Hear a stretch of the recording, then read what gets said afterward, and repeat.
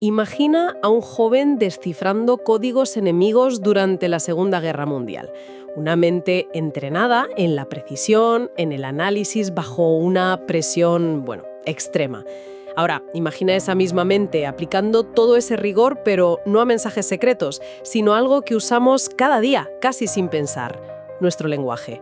¿Y cómo estructura nuestra realidad? Hablamos, claro, de Peter Frederick Strawson, una figura central de la filosofía del siglo XX. Su trayectoria vital es llamativa, ¿eh? Desde el contraespionaje en tiempos de guerra hasta las aulas más prestigiosas de Oxford.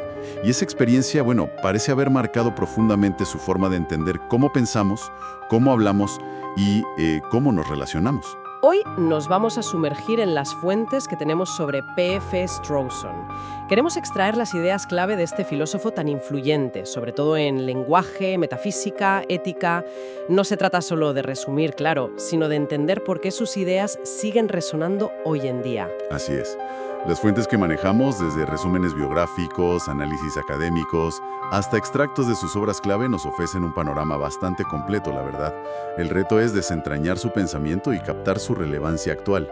Nos enfocaremos sobre todo en cómo Strawson intentó, construir puentes. ¿Puentes entre qué exactamente? Pues mira, entre la lógica pura, formal, y el desorden aparente del lenguaje que usamos cada día. También entre la tradición analítica y Kant, que no es poco, y además entre la teoría filosófica más abstracta y la cruda realidad de nuestra experiencia moral. Perfecto. El plan entonces es empezar con un vistazo a su vida, al contexto que pudo moldear su enfoque. Después entramos de lleno en sus obras e ideas más potentes. Hablaremos de esa famosa crítica a Russell, su concepto de metafísica descriptiva y esa mirada tan original sobre la libertad y el resentimiento. Y al final, reflexionaremos sobre su legado y qué nos dice hoy. ¿Empezamos a explorar este mapa conceptual? Venga. Strawson nació en Ealing, en Londres, en 1919. Sus padres eran profesores, lo que quizá, marcó una inclinación hacia lo académico desde el principio. Recibió una educación de élite, Christ's College in Finchley, y después filosofía, política y economía en St. John's College, Oxford. Se graduó justo al inicio de la guerra, en 1940. Y aquí llega ese giro inesperado que las fuentes destacan siempre. En lugar de ir al frente, la guerra lo llevó a la inteligencia militar británica. Estuvo trabajando con códigos, descifrando mensajes, en pleno contraespionaje. Cuesta no pensar que esa experiencia, donde el lenguaje no era un juego abstracto, sino una herramienta con consecuencias vitales, tuvo que afilar esa mente analítica de una forma muy, muy particular. Es una conexión fascinante, la verdad. Ese entrenamiento en precisión bajo presión parece resonar luego en su trabajo filosófico. Tras la guerra, vuelve a Oxford y su carrera despega, muy rápidamente. Fellow en University College desde 1947 y luego el salto a la prestigiosa cátedra Wayne Flett de Filosofía Metafísica en Magdalen College en 1968, un puesto que mantuvo hasta 1987.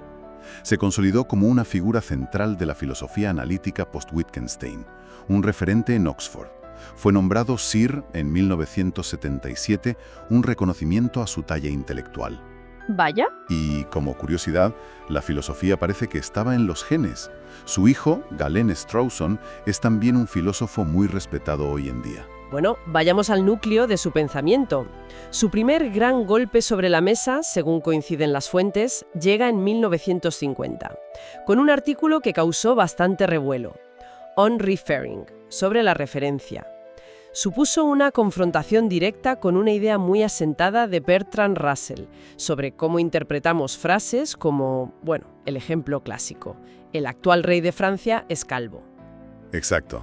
Russell, con su enfoque eminentemente lógico, sostenía que si dices «el actual rey de Francia es calvo», estás haciendo una afirmación que es sencillamente falsa. Claro, porque no hay ningún rey actual de Francia que cumpla esa descripción. La lógica dice que la afirmación entera cae. Eso es. Pero Strawson, propuso una visión más anclada en cómo usamos el lenguaje de verdad, en la comunicación real. A ver si lo entiendo bien. El argumento de Strawson es que Russell confundía dos cosas distintas: el significado abstracto de la frase, como si fuera una fórmula lógica, y el acto concreto de usar esa frase para intentar decir algo sobre el mundo en una conversación. Es eso. Precisamente. Strawson introduce aquí la idea de, bueno, no tanto referencia presuntiva, sino la importancia de la presuposición. Al decir, el actual rey de Francia es calvo, la cuestión no es tanto si la frase es verdadera o falsa en el sentido lógico de Russell. El problema es que la presuposición necesaria para que esa frase tenga sentido en ese contexto, o sea, que existe un rey de Francia actual, pues no se cumple. Ajá. La referencia falla, digamos. El intento de señalar a alguien fracasa. Pero esto no convierte automáticamente la frase en falsa para Strawson, sino que cuestiona su adecuación, su éxito comunicativo en esa situación concreta. Entiendo. Entonces, lo crucial para Strawson es cómo las personas utilizan el lenguaje para referirse a cosas, las intenciones y presuposiciones que entran en juego al hablar, mucho más allá de la estructura lógica pura. Exacto. Fue un movimiento casi liberador para la filosofía del lenguaje. Abrió la puerta de par en par a la pragmática lingüística, el estudio del lenguaje en su contexto de uso, y preparó el terreno para figuras como J.L.A. Austin y John Searle, con sus teorías de los actos de habla. Nos obligó a mirar el lenguaje no como un sistema lógico ideal y perfecto, sino como una actividad humana compleja y situada. Vale, y esto nos lleva, imagino, a su obra más ambiciosa, Individuals, an Essay in Descriptive Metaphysics. Individuos, un ensayo de metafísica descriptiva, de 1959. Aquí es donde realmente despliega su proyecto filosófico central, ¿verdad? Sí. En Individuals, Strawson plantea una distinción que se ha vuelto ya un clásico. Diferencia entre la metafísica revisionista y la descriptiva. A ver. La revisionista es la que intenta cambiar nuestro esquema conceptual básico, la que podría argumentar, por ejemplo, que los objetos materiales son ilusiones o que el tiempo no existe realmente. Quieren darnos una imagen del mundo radicalmente nueva, ¿sabes? Ya. Mientras que la descriptiva, que es la que él defiende, no busca revolucionar nuestra forma de ver el mundo, sino más bien entenderla mejor, describirla. Describir las estructuras conceptuales más básicas y permanentes que ya usamos, las que usamos todos los días para pensar y hablar sobre la realidad. Es como si, en lugar de rediseñar la casa en la que vivimos conceptualmente, Strawson quisiera dibujar los planos detallados de esa casa tal como es, mostrando dónde están los muros de carga, las vigas maestras de nuestro pensamiento cotidiano. Por lo tanto, su pregunta no es tanto qué hay realmente ahí fuera, sino más bien cómo organizamos conceptualmente nuestra experiencia de lo que hay ahí fuera. Y analiza categorías que damos por sentadas: objeto, persona, espacio, tiempo, causalidad. Exacto. Y la tesis central de Individuals es potente, ¿eh? Sostiene que los particulares básicos de nuestro esquema conceptual, aquello a lo que nos referimos primordialmente, son las personas y los objetos materiales tridimensionales. Esas cosas que identificamos y reidentificamos a través del espacio y el tiempo. Argumenta que sin esta capacidad de anclarnos en estos individuos concretos, todo nuestro sistema de conocimiento y comunicación pues se desmoronaría. No es una estructura que podamos elegir o cambiar fácilmente, es el andamiaje fundamental ineludible de nuestro pensamiento y lenguaje. Fascinante. Además de desarrollar su propio enfoque, Strawson también se midió con los gigantes de la historia de la filosofía. Destaca mucho su diálogo con Kant. Esto se ve claramente en The Bounds of Sense, Los límites del sentido, de 1966, una relectura muy influyente de la crítica de la razón pura. Sí, Strawson sentía una gran afinidad por la idea kantiana central, que nuestra experiencia no es una simple recepción pasiva de datos, sino que está activamente estructurada por nuestras propias capacidades cognitivas. Pero, al mismo tiempo, claro, era un filósofo analítico del siglo XX y le resultaba incómoda parte de la maquinaria metafísica de Kant. Cosas como la distinción radical entre fenómeno y noumeno, o el idealismo trascendental más oscuro. Así que intentó una especie de rescate de Kant para el pensamiento contemporáneo. ¿Cómo lo hizo? Buscando esas estructuras no en una mente abstracta, sino en algo más tangible, más cercano. Podría decirse así. Propuso buscar esas condiciones de posibilidad de la experiencia, no tanto en facultades mentales misteriosas, sino en las estructuras fundamentales de nuestro lenguaje y nuestro pensamiento conceptual. La pregunta era: ¿cuáles son las reglas o categorías mínimas que deben estar operativas para que podamos siquiera tener una experiencia coherente del mundo y hablar de ella con sentido? Fue un intento pionero, y muy respetado, de tender puentes entre la filosofía analítica y la tradición continental. Mostró la vigencia de Kant más allá de las divisiones escolares. Y si con Kant exploró los límites de nuestro conocimiento del mundo, Strawson también se adentró en cómo navegamos moralmente ese mundo. Esto nos lleva a otro texto fundamental, el ensayo Freedom and Resentment, Libertad y Resentimiento, de 1962. Un texto que las fuentes describen como una verdadera joya. Lo es, sin duda. Aborda el viejo y enconado debate sobre el determinismo y el libre albedrío, pero lo hace desde un ángulo completamente diferente y para muchos mucho más fructífero. En lugar de intentar probar si somos metafísicamente libres o si nuestras acciones están causalmente determinadas, un debate que a menudo parece no llevar a ninguna parte, Strawson nos invita a mirar algo mucho más cercano. Nuestras reacciones cotidianas. Cómo nos sentimos y respondemos ante el comportamiento de los demás. Cosas como la gratitud, el enfado, el perdón, la culpa. Eso. Exactamente. Strawson se centra en lo que llama actitudes reactivas. Son esas respuestas emocionales y juicios que surgen de forma natural, casi espontánea en nuestras interacciones. El resentimiento que sentimos si alguien nos ofende, la gratitud por un acto amable, el perdón que ofrecemos o pedimos, la aprobación o desaprobación moral. Lo revolucionario de su argumento es que la legitimidad y la importancia de estas actitudes en nuestra vida no dependen de si la tesis del determinismo es verdadera o falsa. Es decir, que seguimos sintiendo gratitud o resentimiento, seguimos considerando a los demás responsables, independientemente de las teorías filosóficas sobre la causalidad universal. Vaya. Eso es. Estas actitudes son, para Strawson, constituyentes de lo que significa participar en relaciones humanas. Son el tejido mismo de nuestra vida moral y social. Suspenderlas de forma generalizada, tratar a todo el mundo como si fueran meros mecanismos o pacientes que necesitan tratamiento objetivo, en lugar de agentes con los que interactuamos, equivaldría a retirarnos del mundo de las relaciones interpersonales tal como lo conocemos. Sería, en cierto modo, deshumanizarnos. Así que la brújula moral, según esta visión, no está tanto en teorías abstractas sobre la libertad, sino más bien en nuestras respuestas, viscerales, en esa red de expectativas, emociones y juicios mutuos que define nuestra humanidad compartida. Una perspectiva que realmente te hace darle una vuelta a cómo reaccionamos ante los demás en el día a día. Sin duda. Y además de estas obras capitales, Strawson fue un autor prolífico.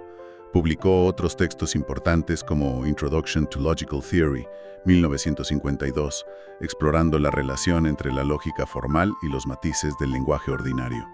También Subject and Predicate in Logic and Grammar, 1974, un análisis profundo de estas estructuras básicas del pensamiento.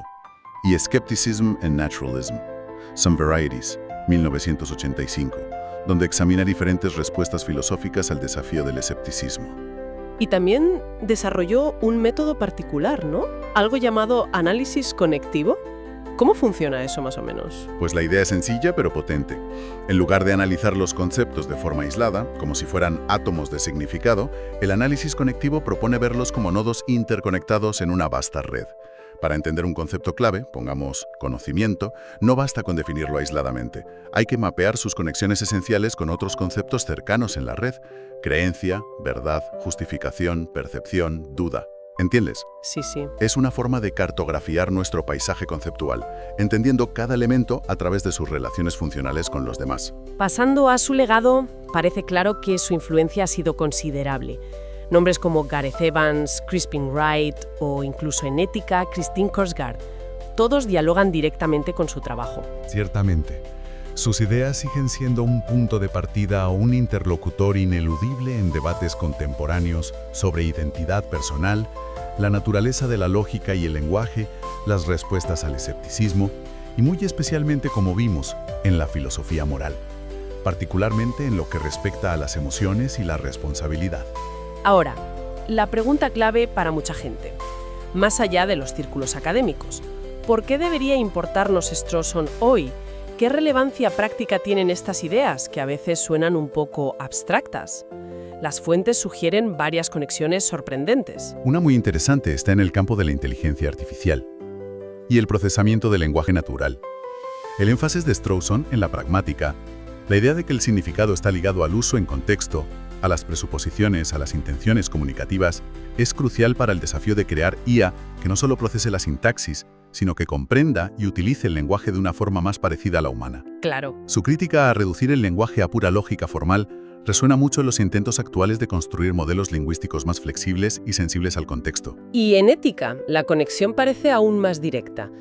Las ideas de Freedom and Resentment sobre las actitudes reactivas y la importancia de las relaciones interpersonales ofrecen un soporte filosófico a enfoques como la justicia restaurativa, ¿no? Así es, la justicia restaurativa, que prioriza la reparación del daño, la responsabilidad asumida y la posible reconciliación entre las partes, encaja muy bien con la visión de Strawson de que la moralidad se juega fundamentalmente en el terreno de las relaciones y las respuestas emocionales, no solo en la aplicación impersonal de reglas o castigos. También subraya la importancia de la empatía, del reconocimiento mutuo como agentes morales, algo esencial en cualquier esfuerzo por sanar conflictos. Y en el terreno político y social, su defensa de una estructura conceptual compartida podría ser un antídoto contra la polarización que vemos tanto. Es una implicación interesante, ¿sí? Strawson argumenta que a pesar de todas nuestras diferencias culturales e ideológicas, compartimos un andamio conceptual básico, categorías como objeto, persona, causa, tiempo, espacio, que son necesarias para cualquier forma de pensamiento coherente sobre el mundo. En una época de cámaras de eco y de tanta dificultad para el diálogo, recordar que existe esta base común, este terreno compartido para la inteligibilidad mutua, podría ser un punto de partida. Aunque discrepemos radicalmente en las conclusiones. Exacto. Su filosofía sugiere que no estamos condenados a la incomprensión total. Hay una estructura mínima que, en principio, permite el debate racional. Finalmente, frente a ciertas tendencias contemporáneas, ya sea el escepticismo radical sobre nuestro conocimiento, el reduccionismo que quiere explicarlo todo en términos puramente físicos o de datos, o incluso visiones posthumanistas que cuestionan la centralidad de la categoría persona, el trabajo de Strawson se erige como una defensa del valor y la irrenunciabilidad de nuestro esquema conceptual ordinario. Exacto. Es una reivindicación del sentido común estructurado. Nos recuerda que categorías como persona u objeto material no son meras convenciones superficiales, sino anclajes profundos de nuestra forma de experimentar y comprender el mundo.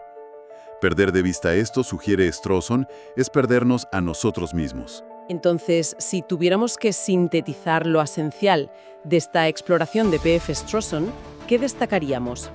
Hemos visto a un pensador que tendió puentes cruciales entre el rigor lógico y la complejidad del lenguaje vivo, entre la tradición analítica y la continental, entre la teoría y la práctica moral. Y nos ofreció herramientas conceptuales poderosas.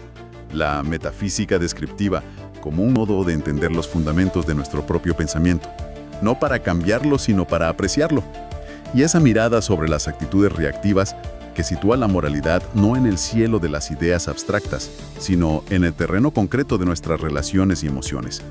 Nos enseñó, en fin, a encontrar profundidad filosófica en lo que parece obvio. Quizás la lección transversal de Strawson, tal como la reflejan las fuentes, es que prestar atención seria a cómo hablamos y cómo estructuramos conceptualmente nuestra experiencia no es un ejercicio meramente académico.